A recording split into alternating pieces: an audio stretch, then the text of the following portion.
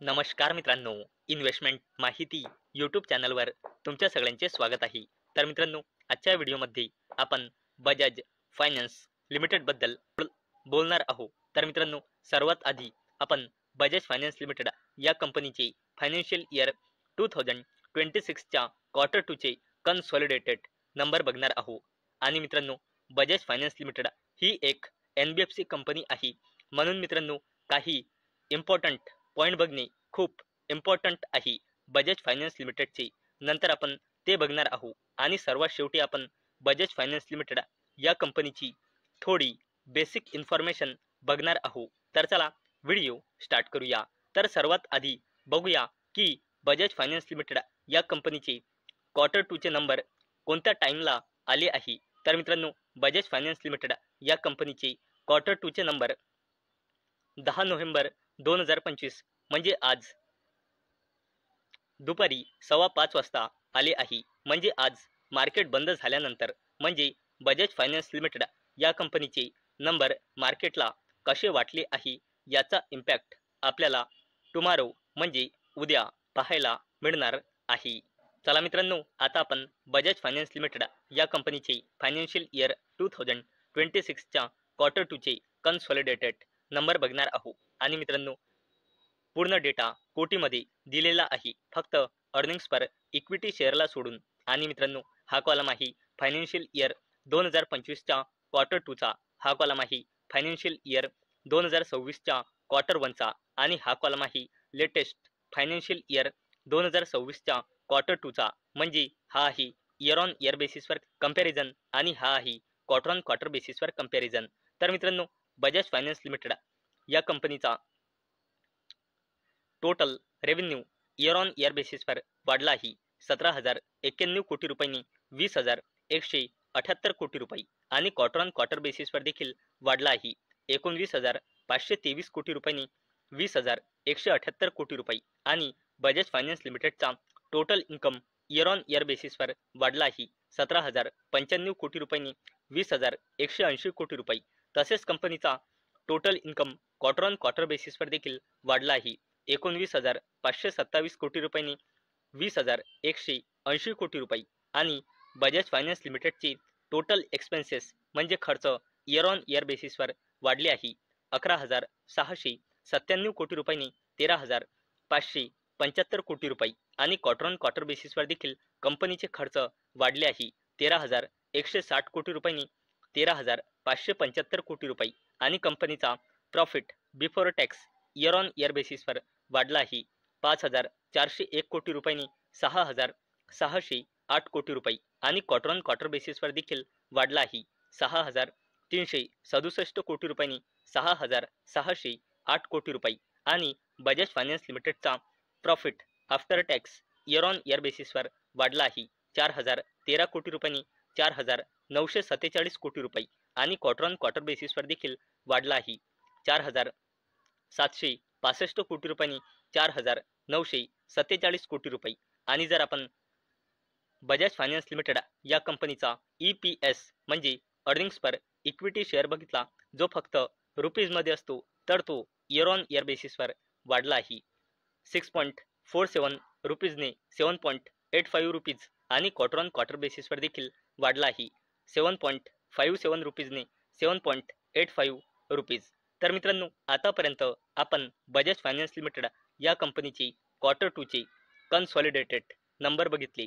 आणि कंपनीचा रेव्हेन्यू म्हणा, नेट प्रॉफिट म्हणा, किंवा EPS म्हणजे अर्निंग्स पर इक्विटी शेअर म्हणा, क्वार्टर ऑन क्वार्टर बेसिसवर आणि इयर ऑन इयर बेसिसवर बोथ केसमध्ये ग्रो झाला आहे.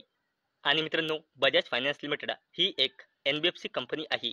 म्हणून या कंपनीचा NPA म्हणजे नॉन परफॉर्मिंग ॲसेट्स बघणे खूप इम्पॉर्टंट असतो. आणि मित्रांनो, कंपनीचा NPA जेवढा कमी होतो त्या कंपनीसाठी पॉझिटिव्ह साईन मानला जातो. परंतु मित्रांनो, इथे बजाज फायनान्स लिमिटेडचा ग्रॉस NPA वाढला आहे 1.06%ने 1.24%. तसेच बजाज फायनान्स लिमिटेडचा नेट NPA सुद्धा वाढला आहे 0.46%ने 0.60%. म्हणजे बजाज फायनान्स लिमिटेडचा ग्रॉस NPA आणि नेट NPA दोन्ही सुद्धा इन्क्रीज झाले आहे, जे बजाज फायनान्स लिमिटेडसाठी निगेटिव्ह साईन आहे. तसेच मित्रांनो, जर आपण बजाज फायनान्स लिमिटेडचा न्यू लोन बुक बघितला तर तो इयर ऑन इयर बेसिसवर 26% वाढून फायनान्शियल इयर 2026च्या क्वार्टर 2 मध्ये आला आहे 12.17 मिलियन. तसेच customer franchise year on year बेसिसवर 20% ग्रो होऊन 110.64 मिलियन आला आहे. आणि बजाज फायनान्स लिमिटेडचा AUM म्हणजे assets under management year on year बेसिसवर 24% वाढून फायनान्शियल इयर 2026च्या क्वार्टर 2 मध्ये आला आहे 4,62,261 कोटी रुपये. चला मित्रांनो, आता आपण बजाज फायनान्स लिमिटेड या कंपनीची थोडी बेसिक इन्फॉर्मेशन जाणून घेऊया. तर मित्रांनो, जर आपण या कंपनीचा शेअर होल्डिंग पॅटर्न चेक केला तर अवेलेबल डेटानुसार या कंपनीमध्ये प्रमोटर्सची होल्डिंग आहे 54.67%, FISची होल्डिंग आहे 21.97%, DISची होल्डिंग आहे 14.39% आणि पब्लिकची होल्डिंग आहे 8.78%. आणि मित्रांनो, जर आपण कंपनीची पूर्ण फायनान्शियल इयरचा परफॉर्मन्स बघितला तर बजाज फायनान्स लिमिटेडचा रेव्हेन्यू फायनान्शियल इयर 23 मध्ये होता 41,411 कोटी रुपये, फायनान्शियल इयर 24 मध्ये होता जवळपास 55,000 कोटी रुपये आणि बजाज फायनान्स लिमिटेडचा रेव्हेन्यू पूर्ण फायनान्शियल इयर 2025 मध्ये होता जवळपास 70,000 कोटी रुपये आणि बजाज फायनान्स लिमिटेडचा नेट प्रॉफिट फायनान्शियल इयर 23 मध्ये होता 11,500 कोटी रुपये, फायनान्शियल इयर 24 मध्ये होता 14,500 कोटी रुपये आणि बजाज फायनान्स लिमिटेडचा नेट प्रॉफिट फायनान्शियल इयर 25 मध्ये होता 16,500 कोटी रुपयांपेक्षाही जास्तीचा.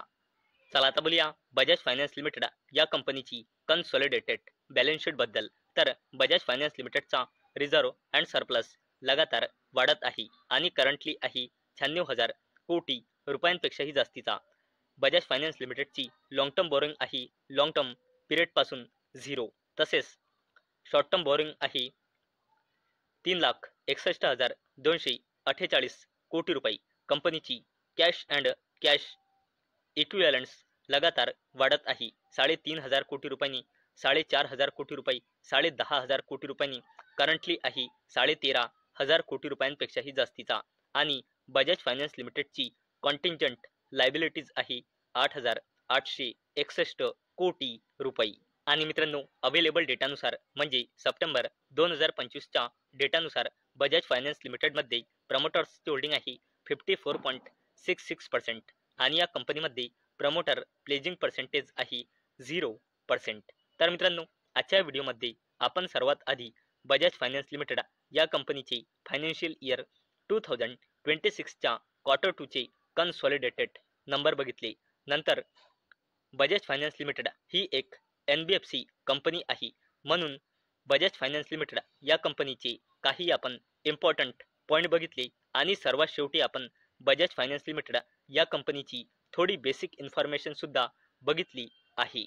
तर मित्रांनो, मला अपेक्षा आहे आजचा आपला व्हिडिओ तुम्हाला इन्फॉर्मेटिव्ह वाटला असेल. तर मित्रांनो, जर तुम्हाला हा व्हिडिओ इन्फॉर्मेटिव्ह वाटला असेल तर या व्हिडिओला लाईक करा आणि चॅनलला सबस्क्राईब करा. आणि मित्रांनो, हा व्हिडिओ फक्त आणि फक्त एज्युकेशन पर्पजसाठी बनवलेला आहे. माझ्याकडून काहीही रेकमेंडेशन नाही की तुम्ही या स्टॉकला बाय करा, सेल करा किंवा होल्ड करा. तर चला भेटूया नेक्स्ट व्हिडिओमध्ये. तोपर्यंत टाटा, बाय बाय.